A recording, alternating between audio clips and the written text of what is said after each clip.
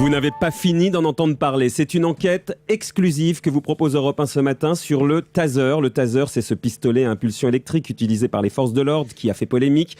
Eh bien, sachez qu'il existe également un autre taser, vendu celui-là aux particuliers. Oui, vous avez bien entendu, aux particuliers. Il est en vente libre.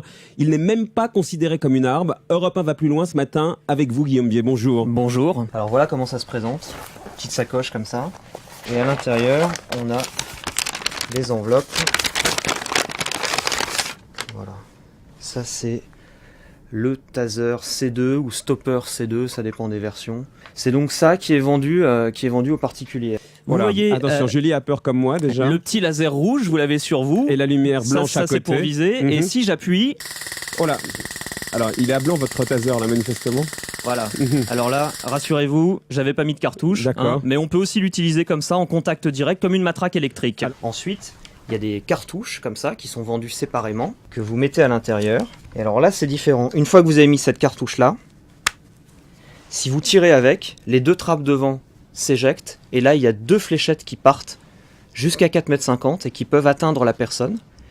Et là, l'onde passe et on neutralise complètement la personne pendant 30 secondes. Ça tire pendant 30 secondes. Combien ça coûte ? Ça coûte 499 €. Pour l'avoir, on téléphone tout simplement à la société Taser sur un numéro vert. On renvoie un bon de commande avec une copie de sa carte d'identité et une lettre de motivation pour expliquer pourquoi on veut l'acheter. Ensuite, on est obligé de suivre une formation qu'il a fallu payer 100 € supplémentaires.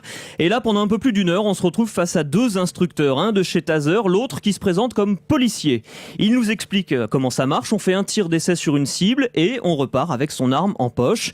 Contrairement à ce que prétend la société Taser, il n'y a aucun test psychologique pour vérifier qu'on n'est pas dangereux ou déséquilibré. Les formateurs nous assurent qu'ils ne vendent pas ce produit à des personnes trop jeunes et qu'ils ont, je cite, les moyens de se renseigner sur leurs clients, mais là sans plus de précision. Alors il faut faire super attention en manipulant la cartouche là devant parce que c'est assez fragile et si on l'utilise mal, ça peut te sauter dans la main, quoi. Donc ah oui. Ce qu'il faut pas oublier, c'est que ça c'est une arme, quoi. Ouais. Donc il faut faire super gaffe, quoi. Une arme en vente libre. C'est une arme en vente libre et ça n'est pas considéré comme une arme officiellement. C'est vendu comme n'importe quel produit. Ça n'est pas classé comme une arme.